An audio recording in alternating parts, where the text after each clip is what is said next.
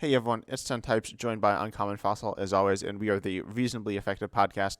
What episode is this? 8, I think. 8, I believe we're up to, yes.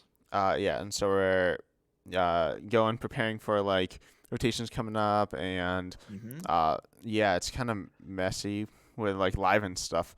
Um, but yeah, you've been migrated for a little while. So how's it been with Yeah. like live and stuff? Yeah, I mean, live's been fine. Yeah, it's simpler now that I migrated. I think I've said that, right? I just have one account. In terms of rewards, one thing, and it's a little buggy, but not too much. Mostly, it's kind of visual glitches, like the abilities don't highlight properly. I know you like to mess around with the glitch where like you can take the prize cards out of the sleeve, so to speak, but it actually doesn't impact the gameplay, right? For the most part. I think one time I had a Pokemon that rather than picking which Pokemon was my starter, it just flung one out there. But stuff like that doesn't happen too often, fortunately. Yeah, I haven't had it. I was gonna say haven't had it crash in the past week. I'm not sure if that's true, but it's working well enough, I guess, which is a good sign. I don't know if they're getting better. It seems like it's getting a little better, which is looking good. I think I don't know. I because you said it's much easier migrate not having two accounts. Um, Yeah. and so yeah, I'm considering. I really don't want to migrate because it like isn't in a great spot, and it doesn't fill in with hmm confidence. But also, if I want to play Scarlet and Violet, the new cards and post rotation, like there's no reason to stick around a PTCGO. But then also I Yeah. can't play themed. Uh, I can't play Legacy. I wouldn't want to play Legacy anyway. But I can't play like expanded. I can't play GLC. I don't really play too much GLC anyway. But yeah, it's like it's annoying. I don't know. I'm not sure. I think. Do you think I should migrate, or do you think that's just? I think since you're waited this long, I think I would recommend you wait until Scarlet and Violet drops. There's certainly a decent chance that Live's going to have major issues. Now, this last update actually fixed things and didn't really add too many issues. The one thing I'm aware of is when a metal Pokemon becomes active, it makes a giant sound, even though I have like all the volume muted in game. But um, I guess that's not the worst thing that could be happening. But certainly with Scarlet and Violet, there's a lot of new stuff happening. Um, uh, every expansion has caused major problems in live, and I think there's going to be a lot more players moving to live, and the servers may get overwhelmed too. So there's there it may be a few days or even weeks that live is semi unplayable. So I might wait if I was you. Yeah, I'm probably gonna do that. I mean, I really want to obviously record content for live, Yeah. for the Scotland Violet, mess around with the new stuff. I can always like talk about a list, but it's really like important to show it off. And I have like obviously showed live stuff on my channel. If you're Yeah. watching this, I'm interested in hearing or listening, I suppose. If you're doing this, viewing it through YouTube, or if you're viewing it through some other platform, which it may be out on, that should hopefully be happening soon. I'm not. Is that happening soon? Yeah, I've been doing some work to figure out what we need to do to make this podcast actually a podcast, and I've converted these videos MP4 files to MP3s, which is one step, and I've looked through podcast hosting platforms and got a sense that I think I know what platform to use and stuff. So maybe within the next week or so, we'll get the podcast out as a podcast itself, so which would be nice. Yeah, that'd be good. But yeah, you said live all right. You played with Mimikyu EX, right? Which is in live. I Does did, that right. that like works fine, right? Yep, yeah, there's no issues with it. And there's nothing tricky about the Mimikyu, right? It doesn't have any special abilities or the what the terrestrial, whatever that's called, right? Which I Yeah. don't know. That's a new thing, right? Is it going to handle this other thing and then is path going to shut it off and which it shouldn't, but who knows about that kind of stuff. Yeah. Um I feel like if they have like like they've had bugs every time they add like a new set, they have like bugs yeah. with some of the cards. That's kind of understandable. It's good if for them to get it right. If they have a few things that they get like small things that are wrong, that's not the end of the world. They really need to get on it quickly. I'm more Yeah. concerned either about the whole mechanic like not working, which it should work. It's pretty much the same as V's, but there are Hmm. chances it has glitches. Certainly very high chances. I think it has like serious glitches with the EX mechanic as a whole, and also, um, like if like the servers crash, that's really bad. So I'm nervous about that. I'm Yeah. getting a little more confidence. The more I played it, it like kind of works. I'm feeling a bit better. Yeah. Now I'll just give you the warning. Now, honestly, in terms of you're going to have to migrate, and even if live isn't great, there might not be many people in PTCGO in a couple once Scarlet and Violet drops too. So it may get be a bit of a ghost town.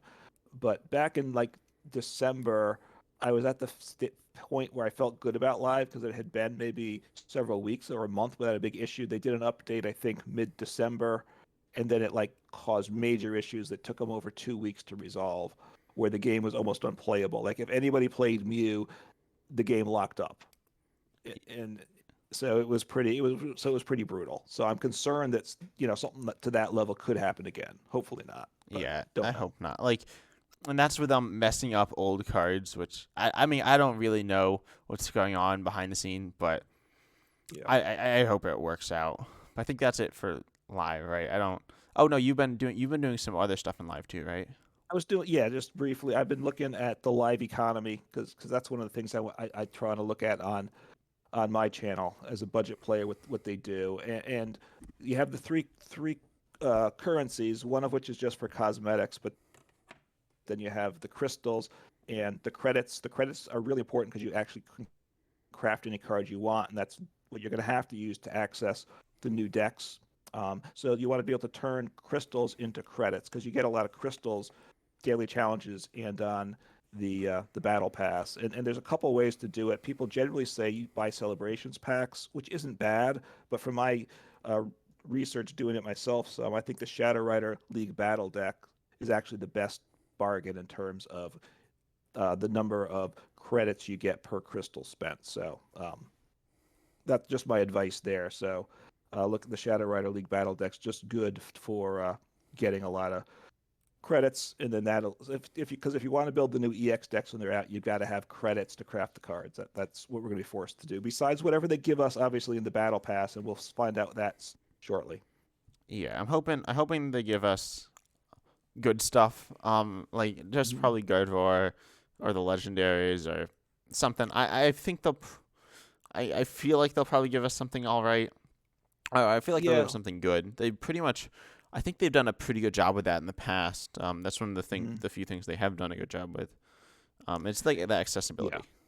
Right. Yeah. I hope they give Gardevoir. My guess is Gardevoir will be the free one because it seems like back with Lugia, that was the deck. They made it free, and there'll be some other, a decent second deck in the premium battle pass. The other thing, oh, just to mention, because rotation's coming up, so all of the free starter decks are not going to be playable as they're currently built. So what are they going to do for that for new players? Because I hope they give new players actually playable decks, and then for existing players like us, are they going to give us if they drop new decks? Are they going to give us new decks? Another thing to find out how they approach things. Yeah, I think I heard news. I don't know if this is official or not, but that there were some like thoughts of possible new decks for starters for like the starter decks, which is Hmm. obviously that's very important. Right now, you get like in PTCGO, which I'm in, you get Mental Might, which is pretty awful. Right. It's obviously not playable in standard like at all, and even in themed format, it's like not good. So No. I hope they give us like I hope they make the decks a bit stronger as well. They're like a bit iffy, but we'll see. As long as they do something reasonable, I think I'm fine with that. But Mhm. if they just leave it to rot and just don't give it players anything new and relevant, then that's problematic. Right, because the starter decks in PTCGO they didn't get updated for what like 8 years or something, or maybe more. I'm not sure. They really just gave up on that, which really just showed a lack of concern for new players. So, but Hmm. we'll see. All right, so I think that's enough alive, right? We want to move on to happier thoughts. Yeah, I definitely do. All right, so we've got our reasonably effective card of the day, which is Goodra VSTAR. Which I had been looking. But partly we brought it up because I had done a deck on that recently, the Goodra Lost Zone bill. So just the Goodra card, it's Goodra V Star. Right? It is 270 HP, dragon type, so no weakness, and it's a very tanky Pokemon. Rolling Iron attack, 200 damage, which is pretty good for 3 energy, water, metal, colorless. But then during your next opponent's next turn, this Pokemon takes 80 less damage from attacks. So 270, and you add an extra 80 on top of it. You're not getting one shot really by anything. Yveltal that just knocks it out, obviously, can take it out, but nothing can really do the damage to knock it out. And then you have Moisture Star ability, it's V-Star power that lets you heal all the damage for this Pokemon, which of course you can only do once per game as a V-Star power. So that makes it pretty tanky with a Goodra. If it's in the active, and as long as it doesn't get gusted out, which is always a risk, your opponent really has to 3-hit one of them. They hit into it, you can Moisture Star, attack again a second time, they hit into it, and then you attack a third time before you get knocked out, and that's pretty good, and it's not terrible to set up. I would say also. Yeah, I think it's so. There are a few ways of setting up, right? You said Lost Zones. Mm-hmm. You can use Mirage Gate. Yeah. Can use Arceus V-Star. That's sometimes played, and you can also use Melanie. Melanie's played in most Goodra builds, I think. But you can use. You probably want to. It's probably best with Lost Zone, although Arceus is very solid as well.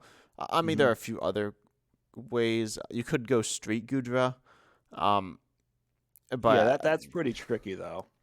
yeah, I think I built a deck like that anyway. It's not as good as Lost Zone. You have less versatility and less consistency, so that doesn't really make a lot of sense. But generally like Goodra with Lost Zone's very good because Mm-hmm. obviously you have water energy and metal energy, but it's not that hard. It synergizes very well with Mirage Gate, and then you can also attack with Radiant Greninja. It has very nice synergy with that because water energy Yep. is really nice in that deck. So I'm definitely a big fan of it. You like Duraludon, right? Yeah, I enjoy playing Duraludon. And I feel like obviously Duraludon's tanky, but Goodra feels more tanky. Obviously Duraludon's immune to special energies, which is kind of nice. I mean, very nice, but Right, and uh, Duraludon does more damage. That 20 extra damage does, it can make a difference. But especially, your ability, Goodra probably doesn't knock out the opposing V Pokemon. You have to get a choice belt on it to make that happen. yeah. But I still I like Goodra a lot, and it gives up one less Mhm. prize as well, which is a pretty big deal. Yes. So Yeah. I feel like Goodra is just a very strong Pokemon. It's one of my favorites, um, Hmm. because like I don't know, it's just versatile and it's I don't know, I like it a lot. It also has the same energy typing as one of my favorite Dragon Pokemon, EDP. Yes. So, although when you say that, I get I get traumatized when I hear ADP said. But you like to play ADP. You like being the schoolyard bully. I was ended up being the little kid getting picked on with my decks with ADP, but against ADP. But that's be what it Yeah, is. with your welder decks and all that. Exactly. The welder deck's hoping, if it sets up great. Yeah, If one not, like doing you cry. 300, 400 damage turn one. All right, maybe that was a bully deck too. I can't argue that. The other thing, well, for two comments. One, you mentioned Melanie. When I've been playing the Lost Zone build, it doesn't include Melanie because you really want a colorless experiment, and then some Roxanne and Boss to kind of control things. I haven't played Melanie in that, but you could. Okay. Arceus build, you obviously want it because you need to. That's what you need to set up your Arceus to get that attack off. The other card with Lost Zone, which I know you have interest in, it doesn't get used a lot, but Fantina, the supporter. Now you have to have 10 cards in the Lost Zone, so you won't get there till late in the game. But honestly, you often will get to that point in a game, Yeah, and then probably when like it you could get there turn three. That's not impossible. Certainly by turn four, Mhm. it's not. I'd say you probably get Right, there in most games, unless you like completely whiff. right, in which case you'll have lost by turn 3 or 4 if you're not setting up usually. And what that does, because it just doesn't see a lot of play, but it's got a lot of potential. Your opponent, your Pokemon take 120 less damage from your opponent's V Pokemon. Now, obviously, that's particularly good now, while it's only Vs for the multi-prize Pokemon. Once the EXs come out, it doesn't apply to that. It's only Vs. It's not rule box in general. But taking 120, and then that doesn't get affected by gusting, because one of the things against Goodra, your opponent you want to rope the opponent's Goodra to get him out, and then boss that one back up so you can do the full damage often to knock it out. But Fantina doesn't matter if your active Pokemon switches or not. So it's a nice option as a possible add in the Lost Zone deck. Yeah, I feel like so you always talk about that like one of the biggest vulnerabilities of the deck is that your opponent roping you then bossing you. I've Yeah. never seen that happen. I don't think, and I don't think I've ever done it either. I don't think like it's pretty difficult to do. Yeah, I mean, I know I've done it against it, but it depends on the deck. Like I'm looking at my Goodra Lost Zone deck. It plays 3 rope in it. Again, if you're playing a Lost Zone deck, that's more likely you can do it because you got a lot of switch. You play one of that is a lot of rope in it. So I have 3 ropes and 3 bosses. So it's not crazy that I can pull it off once in a game.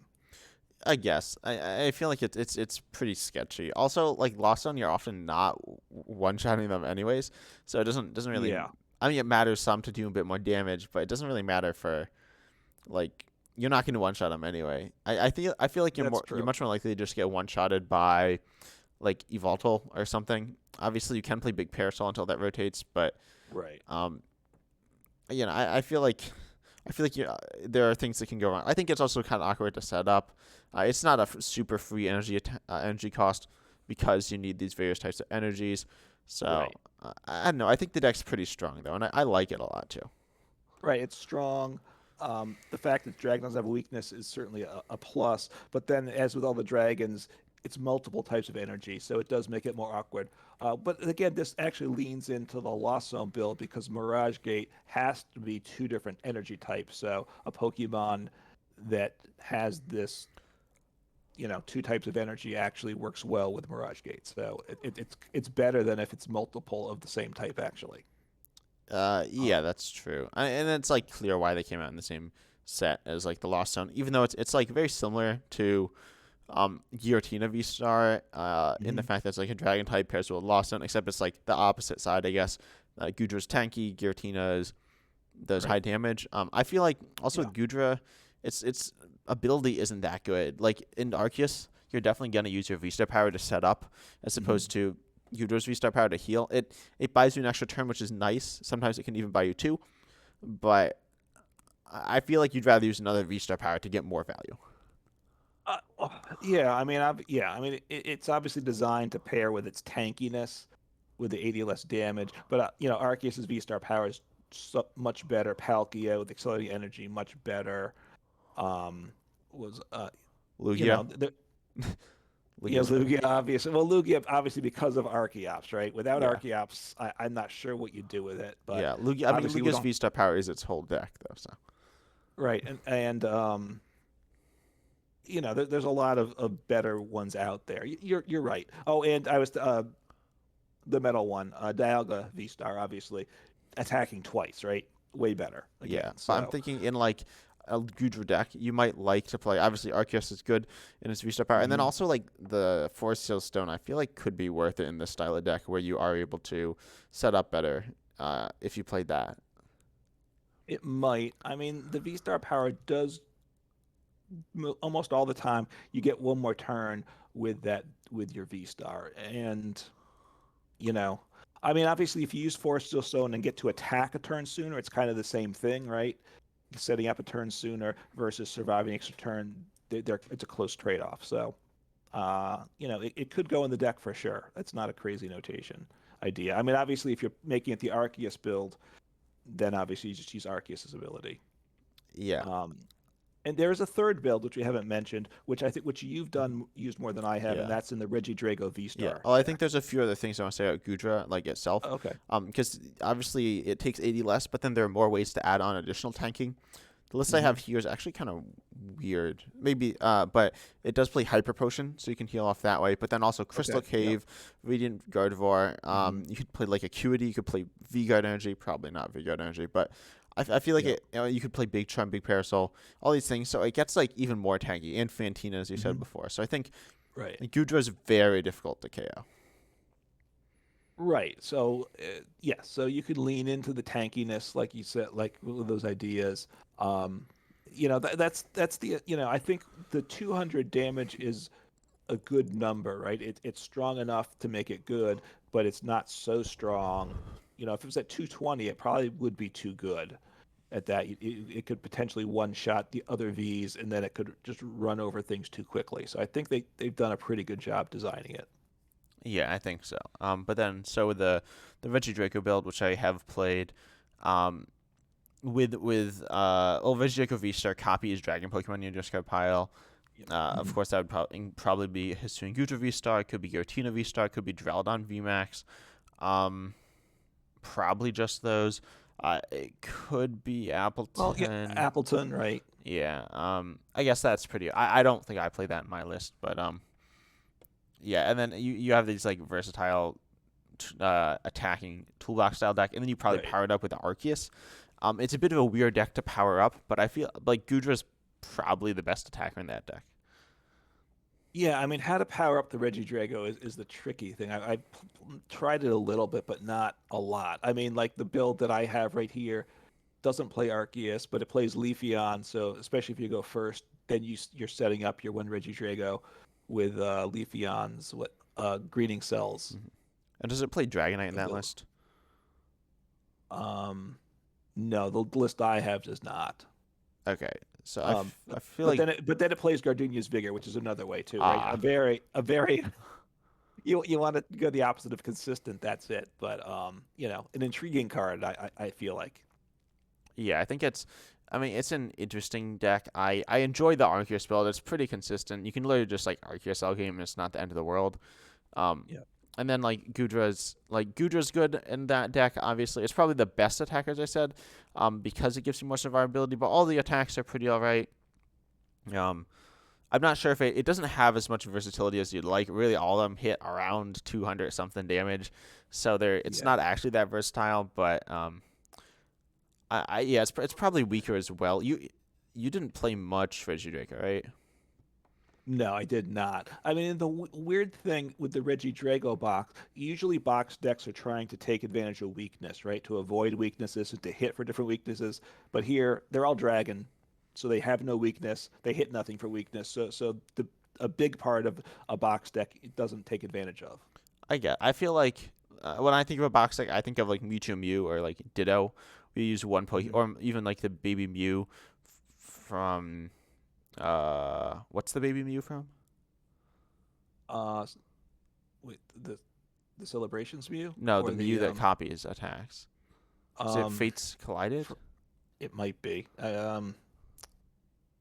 don't know, but I don't remember now, but but yeah, I know that for Mew, Marshadow yeah. GX, there are a lot, and those Hmm. don't take it. Well, okay, Marshadow Mew might take advantage of attack of weakness, but generally, like Mewtwo Mew, it's not meant. It's not there for weakness. It's there to like have a variety of attacks, and you can attack with the same Pokemon and do multiple things. Right. So But with the Marshadow GX and the Mew that copies attacks, that would mix up your type you'd attack with because usually with those, the decks I played it in, you would attack with the Pokemon they're copying also at well, you times. only played in Mad Party, right? Yeah, you got me there. You got me. Yeah, but I don't know. I think it's an all right deck, but it's kind of weird. But I think it's time to transition to our next topic. Okay. Speaking of Mad Party, would you like to introduce it? Yeah, so talking our last topic here is decks that are rotating because we're from the time of recording are about 2.5 weeks for Scarlet and Violet dropping on live, and I believe rotation happens that same day. You mean So, you mean dropping the ball on live? well, uh, hopefully dropping on live in a good way that we can enjoy playing it. Hopefully not bringing the game down to a crash, but time will tell there. But live, Scarlet and Violet's never dropping on PTCGL. We know that part. So. You never Um, know. They say it's not, but I don't think we know much at this point. Well, I mean, they've said that they can't roll things backwards and backwards migrate, but I said they may have the ability to do that. In which case, that's always a possibility, right? Yeah, or they But will just not. They won't backwards migrate. You just lose your stuff. and honestly, they're not. They've said they're not gonna. PTGO is gonna exist until live is out of beta. It may be that live just never goes out of beta, also, right? Yeah. I wouldn't. Who knows what's gonna happen? But anyway, but so decks that are rotating, right? This kind of time to remember All right, so think about our favorite decks that are rotating. You led things off with the Mad Party comment, and that for me is one of the decks that I'm going to miss, and I certainly enjoyed playing. It was probably when I got Mad Party, that was the best standard deck that I had played up to that point as a relatively new player. And obviously, Mad Party was very accessible as a budget player. You just had to open enough packs. You'd get almost all the cards you needed just from opening packs without making any trades. And it was a very solid deck. It had its run as probably a top 10 deck for a while. So, Not um, that long. well, considering it was kind of a budget meme deck, it was a good budget meme deck, right? I think is fair to say. Yeah, I guess so. Some people thought it was gonna be like really good. It wasn't particularly good. It was always very vulnerable to a lot of things. So, um, It could be yeah, shut down, and that was true. I mean, it came out when obviously VMaxes were still new, so this ability, but the single prize deck that can certainly knock out a true prize V, and could come close to one-shotting the three prize VMAX. It might even be able to if you got lucky, but you could certainly two-shot it, and that was obviously your head to try the prize trade with that. So, I think I know I love Mad Party. I think a lot of people just have a soft spot for that, right? If people like a single prize deck. If they like the gimmicky thing. And the other thing for me is it was a good expanded deck. It was my first good expanded deck because it was pretty cheap to get. Again, you didn't need to add a lot of pieces. I actually got fortunate in PTCGO. I think I pulled a dowsing machine, which was really great in the deck. So that was an expensive card to have to get, but I got that for free there. Um, and it was a very solid top 10 deck and expanded for a while too, and that was my go-to deck for a while when the new sets would drop, right? That's part of what we're going to miss with PTCGO rotating. New sets would drop. You'd have that period of time when the new packs were the only prizes and events. So the Mad Party Expanded was kind of my go-to deck to grind those events for that week or two period. So yeah. I Then you played have a like a lot of mad games with it. scramble to like get the stuff as soon as possible, and then Yes. trade it away, and then like the servers like crash and all that. Well, yeah, yeah. I mean, obviously, especially then trying to load up the trades during that first weekend when everybody wanted stuff. Sometimes you could never load the trades. It was just getting overwhelmed. So, anyway, certainly that I'm not going to miss part aspects of that going away with live. But I have a soft spot for Mad Party. I enjoyed it. I mean, did you like the deck by the way, or not particularly? Yeah, I like. I mean, it's cool. I like discarding. I like kind of turbo style decks. Hmm. I think I like the deck a lot less after Dedenne rotated. I really Hmm. enjoy like a go fast style deck. So obviously it's much slower it's slower without Dedenne. Um, Yeah. so I don't know. It was a cool deck. It was also like one of my first decks. So it's cool, but it's not my favorite deck. Actually, my favorite deck from that set, from Darkness Ablaze, because Hmm. Mad Party I believe was in that set, has to be Decidueye. Decidueye was like it was. I mean, it's so good. It like carried me to. I played in the Players Online Global Championship that year. And I came 10th because I had like auto win after auto win after auto win. I think I played across. I think I played somewhere around. I played maybe nine. No, it wasn't 19. Let's see. How many games did I play? Over those two, Yeah, yeah, I I think think it you might have been. played what 9 games the first day, It might have been because I think eight there were the 10 rounds. second. So Yeah. maybe like 17 games. And I think I hit like 14, 15 auto wins, something like that. So yeah, that was pretty good. I lost some of my auto wins, but it was pretty good. Right. I mean, yeah, auto wins you don't always win. Still, that's a lesson learned. And I'll take some credit for that. Obviously, you piloted the deck well, but I remember that with Pog coming, and I played Luke Metal just kind of. I liked the deck, and that was kind of my last hurrah with that. But you were looking for a deck even like the Thursday, maybe the Friday before, and you were like trying to put together a Zoroark deck last minute, and I was like, don't do that, right? You don't know. It's just too much to put together last minute. So you just kind of net deck that and just went with it without knowing much about it, really. Yeah, yeah. I stand by the fact that Zoroark's very good. But it's not. it was. I'm not a good enough deck builder to like. I'm not like a competitive deck builder. I can get ideas Yeah. together, but I can't refine. I can kind of refine lists, but I can't refine a list like really quickly or anything. So and it's not something I have a ton of practice with either. So I wasn't able. Right. So if I wasn't able to get the Zoroark list, I think one person played Zoroark. I believe Sander played Zoroark, and didn't do too well in that tournament. So, Yeah. yeah, I this mean, is you why I do better cared. now. Yeah, you do better now building a deck quickly, but you didn't have a lot of time back at that point. I think that set dropped not long before the Yeah, tournament. I So, don't know if I'd be better. I was doing at my peak then.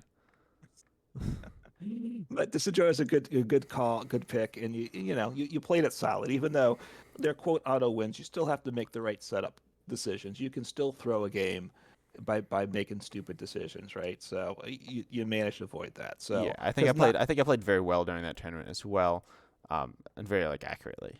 right, because the Decidueye players did well in general, but you came in 10th, and most Decidueye players didn't fare anywhere near as well as that. So part of it may be the matchups you got, but you made good decisions. So um, and so yeah, so that one's got a soft spot for you for sure.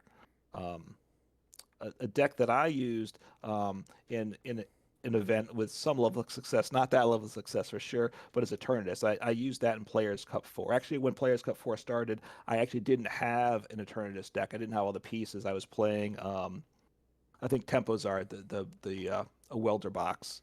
But it was just going really inconsistent for me, as welder boxes do. So I kind of paused for like a week, got together the pieces for Eternus, and went in with that. And things picked up. Not enough for me to qualify to move on, but it was by far the best deck I had played up to that point for quality deck, and a pretty straightforward deck too, I will say. But that process too of you get, I think it was 50 keys, so I probably played 35 to 40 with Eternatus. I got at a pretty high level for Eternatus, knew all the ins and outs with the deck, so definitely a deck I remember fondly in Eternatus. Yeah, and how did you like play that deck? Because there are a bunch of. I mean, there are some different ways of playing it, right? Right. I mean, one thing now that I think about it, that was when, we complained about live, but PTCGEOS had its issues. I think I grabbed a list, and I think it played the Hoopa, right, that swings in and does 90 for one energy. And like the day I got that card and got that list set to go, then they banned it in PTCGO because it wasn't working right. I think you could always attack even if it didn't become active. So I was like going, oh, what are you doing to me here?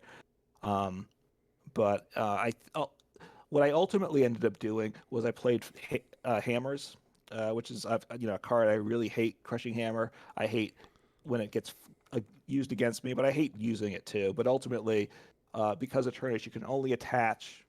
There wasn't dark patch back then, so you're really or Moltres V, so you're only attaching one energy per turn basically. So it would set up slowly. So some hammers to slow down your opponent early really helped the deck. So hammers, and then the Hoopa. Oh, there was another secondary Oh, attacker also. Evoltal, I believe. Yes, yeah, Um, Yveltal. which wasn't that good. No, no, but I think at least I know I had it at one point. I don't remember if it stuck in, and obviously the Crobats. And I You don't played remember the. goons, I'm assuming too, right? That was like Oh yeah, you played four yes, goons in every list, probably. probably four. Yeah, I would think four goons. So they must have probably had some nets and whatever trainers, assortment of trainers. Was Hiding Dark out at that point or no? Yeah, adding dark was in the same set as Eternus, so you probably Okay, played so that. You might have played Piers too. Who knows? I like Piers. That's one of our great debates, right? I like I've played a lot of Eternus. I always feel like, hey, Piers searches for a dark Pokemon, very good. But it searches for any energy, right? And I do like having the Hiding Dark. In Eternus, you can get your Eternus out of the active if it's getting damaged before it gets knocked out, because it wasn't getting one shot back then. So you could get it out of the active, send up another one. So Hiding Dark was good. So Piers, I think, was really good in the deck. But a lot of people didn't play it, so maybe I overestimated. I'll admit that's a possibility. Yeah, as I said, I think Piers is good in some decks, but not Eternus. I like it in like Urshifu. There's like an Ice Rider deck that played it. I think Piers makes sense in that deck. But you know, we have differing opinions on the card at least. Yeah. Uh, I mean, at times you'd play it like people would play an Earthspeed without playing a dark Pokemon, right? Just because it was the only way to search for a special energy, which seemed a bit odd. People would do that, and yet somehow I was wrong to play it in a dark deck when I could actually search for the Pokemon too. But whatever. Yeah, that's a Um, debate for another day. But yeah. I guess another because we're just talking about Darkness Ablaze because Darkness Ablaze was like really good. So another Yeah. deck I liked from that set. I guess I didn't play it right when it came out. It was debatably the best deck in format. It won the Pseudo Worlds, the POG Championship that year. Was Vikavolt with Pikachu and Zekrom, but I played it like Vikavolt V, which item locks, also pairing it with Inteleons and some suited control aspect cards.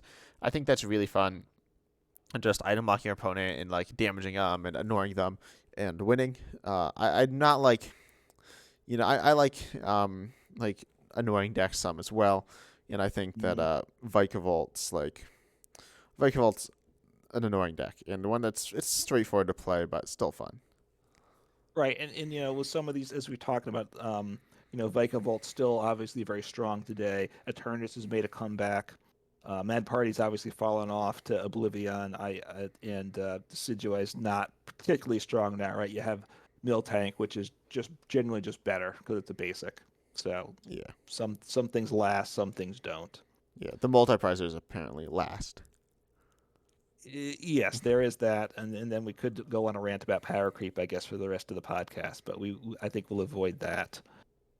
Um, so talking about a multi-prizer here, one which I've enjoyed playing, which you have never liked, is Delmi's VMax. Um, One of the grass Pokemon that's you know it's okay, right? It's not great, but it was a fun one with what the Rillaboom um, Accelerates that energy from the accelerates deck, right? two, right, to get it set up. I'm trying to call up the Delmice here to read it off. So the Delmice VMax, You're it's struggling on live there. I'm struggling. My spelling is letting me down. Okay, Uh, the D followed by the H. I was missing that. So, and I do like the card. I see this giant anchor here, which is just kind of an absurd Pokemon, but it makes it kind of fun here. The retreat cost of 3. That's not good. Um, but max anchor does 240 damage for 3 energy. You had the Rillaboom to get the energy set up. They couldn't use max anchor attack the next turn. Sometimes I think I use memory capsule to attack with the V for 200 damage, which isn't bad. But then as the game went on, swinging chain, it did 30 damage to one of your opponent's Pokemon. So you got hit to the bench if you wanted to. 30 damage per grass energy attached to this Pokemon. So that was just often a really good way to do some big damage late in the game, or you clean up Pokemon on the bench that they retreated off that you hadn't knocked out. So it was a solid deck, and one I enjoyed playing for sure. yeah, I think it's a bit more of a. That deck wasn't that strong. I don't think. I mean, it It wasn't. was not as good as Eternatus, and it wasn't as good as Mad Party either. You know, Yeah, but nor as good as Vikavolt or yeah, Decidueye. yeah. But I think spread's interesting, and I'll talk about one of my favorite spread decks, which is also annoying. It's Dragapult. I think Dragapult VMAX is like super Mm-hmm. fun. Okay, it's pretty fun to play. There are times it's kind of fallen off because its damage output's relatively low, but it was really the first VMAX that like was good. Um, and it's fun. You play it with the I played it with the Inteleon engine, and it's interesting to be able to like spread damage counters around. It's a very like simple attacker. It's Mm-hmm. like a turn, except you don't need 8 bench Pokemon, so it's pretty nice. And it obviously fares very badly against Eternus, but overall Yeah. it's a pretty fun attacker to use. I mean, you used it and enjoyed it. I didn't get it as quick as early on as you did, and honestly, when I played it, I find it just doesn't work for me because you have to get a Dragapult V down turn one, and for some reason I couldn't usually do that, or if I did, I couldn't attach an energy. So you have to have 2 energies. You That's have to true with get like every deck in energy. the game I though. know, but except it never worked for Dragapult for me, which doesn't make sense because you have the Fog Crystal, you have more outs than exactly. any other I deck. know you do, but honestly, like only seemed like 25% of the time it would set up on turn one for me. So then I felt like I had lost the game before at the end of my first turn. And of course, it was good for that one set, but then they, you know, people you invest your resources to get it, and then they make a turn that just wipes it out. So Pokemon kind of, they did that game there. I mean, it was like very. I didn't play it right when it came out. I played it later, like a few sets later, Hmm. and then it was a valid. It was a solid counter to Urshifu, Yes. and also just it like became more viable as the meta kind of revolved around. Hmm. And even now, it's not that good now, but there's a time when it was very solid, especially at countering Inteleon engines because you can kind of play Sables. And that's the time where people are debating which like Sable was better.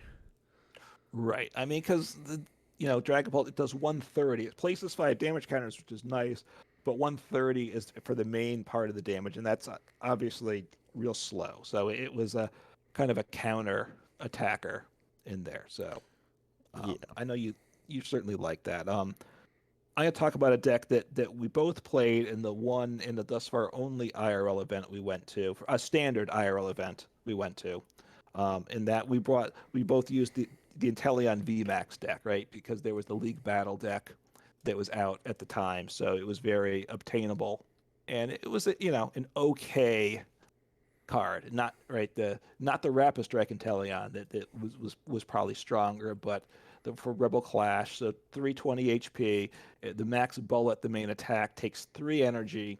To do 160. Threes obviously was tough to get on it, and then it did 160 to the actives and 60 to a bench Pokemon. So the damage output was okay.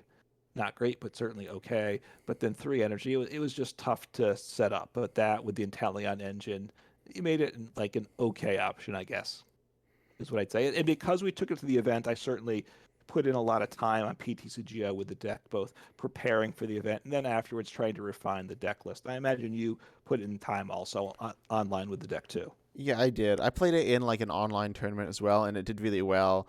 And then this was an like as I said, our only IRL event. We don't spend big money on it, so this was a very affordable deck. But pretty much Yeah. we are outclassed. Um, so we like the Yeah. other. So I believe this was post. I don't remember, but it was some pretty It, much. it I was think like the an best decks were Urshifu and Calyrex, and neither of us had that. right. And Urshifu is obviously pretty much a directly better deck than Inteleon. Certainly there's some differences, but Hmm. so yeah, that was like very common. Shadow Rider was very common, and it's not like you couldn't beat those decks, but it was difficult. Right, you had to get a little lucky, and yeah, it was like when those that set had just dropped, and obviously there's the Ice Rider, which wasn't as popular at first, but Ice Rider, when you compare it to Inteleon, Ice Rider is just similar, but just better too.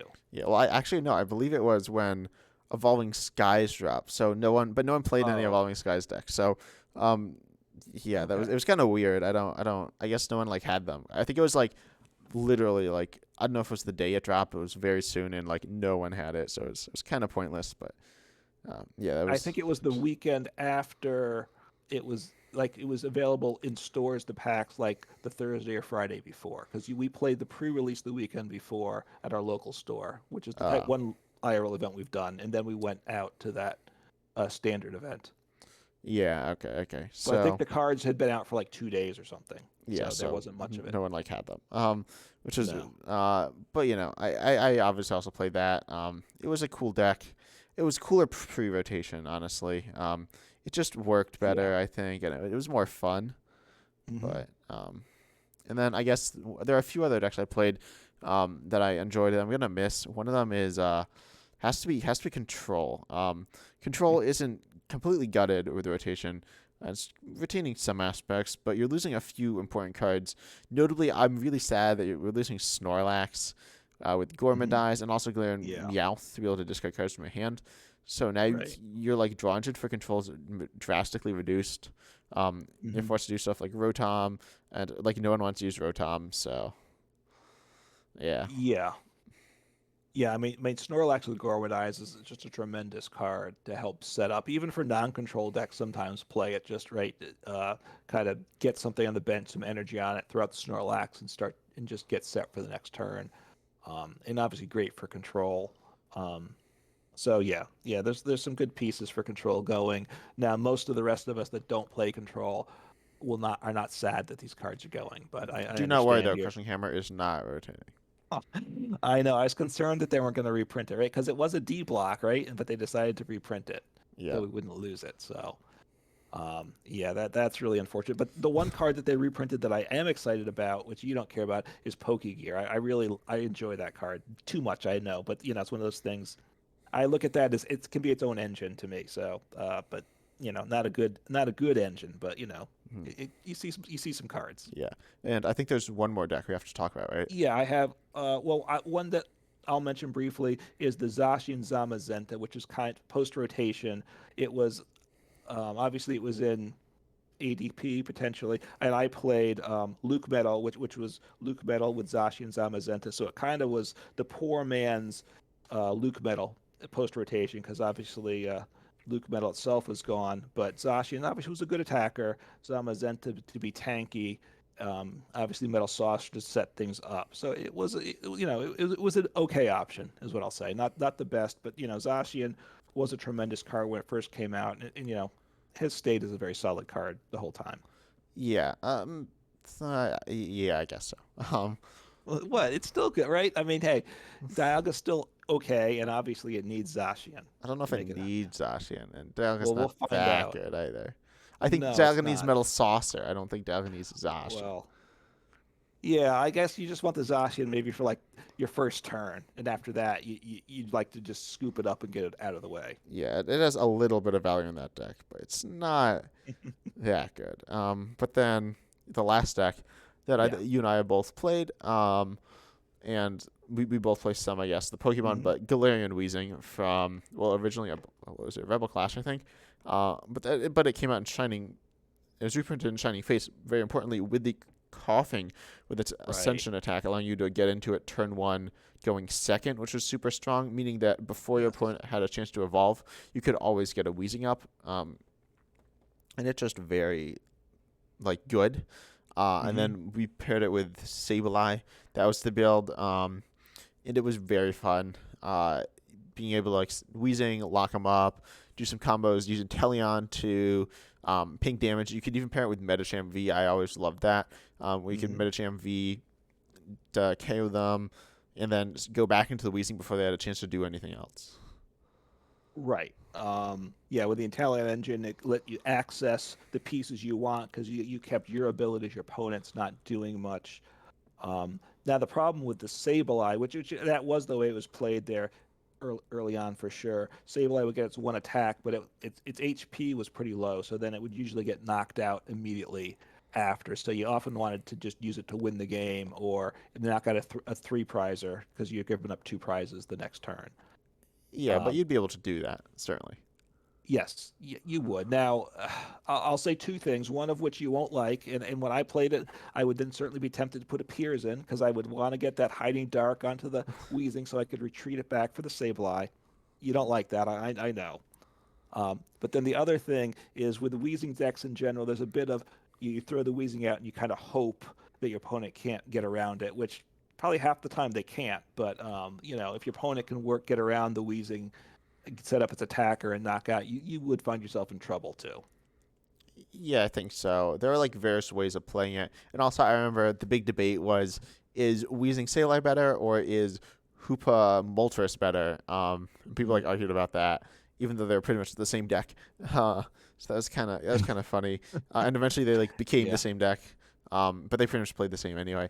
That was kind of funny. right. But you could still have options of Galarian Moltres late game. Galarian Moltres provide the same value as Sableye, and then Hoopa provide the same value as Weezing. They're slightly different, obviously, but um, Yeah. yeah, But Weezing's been a good card. It's always fun to shut down your opponents and putting four poison counters on between at the end between every turn. Certainly, it adds up quickly, and obviously Weezing's still around. Obviously, it's kind of keeping Eternus going today, so a strong card for sure. yeah, and obviously, although Weezing's rotating, Vikvolt's rotating, do not worry. There's a new ability lock card getting printed in the next set. There's a new item lock card being printed in the next set. So those won't be going away anytime soon. As in not for another 3 years. So yeah, that's fun. Yeah, no control ability lock. It's never gonna fully go away, right? Pokemon kind of, I think they kind of hate control decks because it makes it unpleasant, but yet they keep making the cards that make it viable too. So um, that's just what it is. Yeah, but what do you think your what deck are you gonna miss the most? What's your like favorite deck that's rotating? Deck that I enjoyed the most back when it was solid was Mad Party. It was just a fun deck, those single prize kind of semi meme type decks. I just like that, and a lot of people do. So now Yeah. it's been a long time since I could really play Mad Party because talking about preparing for this video, I put together a Mad Party deck, tried it a few times, and it just has gone nowhere. Right? It's just not good enough for anything. But it's just a fun deck when it's working. How about for you? Yeah, I've got to go with my boy Decidueye, Yep. a deck that's carried me. It's like an easy deck. It's a fun deck, and then you like make these like. It still requires skill though. You need to Mhm. target down the right things. You often like know the matchup much better than your opponent too, so you're like planning Yep. around things that they're never ever gonna do. So it's kind of fun in that regards. But yeah, it's certainly it's probably the best stage 2 deck we've seen in a while. Like that's actually a stage 2. Like Inteleon doesn't Yeah. exactly count. Like Archeops doesn't count. But yeah, I Right. really loved it. Yeah, I mean, yeah, that's probably this whole block. I can't think of another stage 2 that's been viable. Yeah, Hopefully, Obstagoon was maybe with the viable, but not for that long. yeah, it was briefly, right? For like But one set or two or three yeah, maybe. yeah. So hopefully with the EXs that opens up again, but we'll see. But yeah, so Weezing a very good choice there. So you want to bring us home with the podcast here? Yeah, sure. So obviously we hope you enjoyed. And if you're watching this on YouTube, it'd be really interesting. Obviously, want to hear your feedback in the comments. Also, if you enjoyed it, leave a like and subscribe. Check out Ten Types and Uncommon Fossil. There should be links to both the channels. And if you're listening to this on a different platform, feedback's appreciated. I don't know if we'll actually be able to see the feedback. Hopefully, we can though. But yeah, we hope you enjoyed, and we're excited to see you next time. Take care.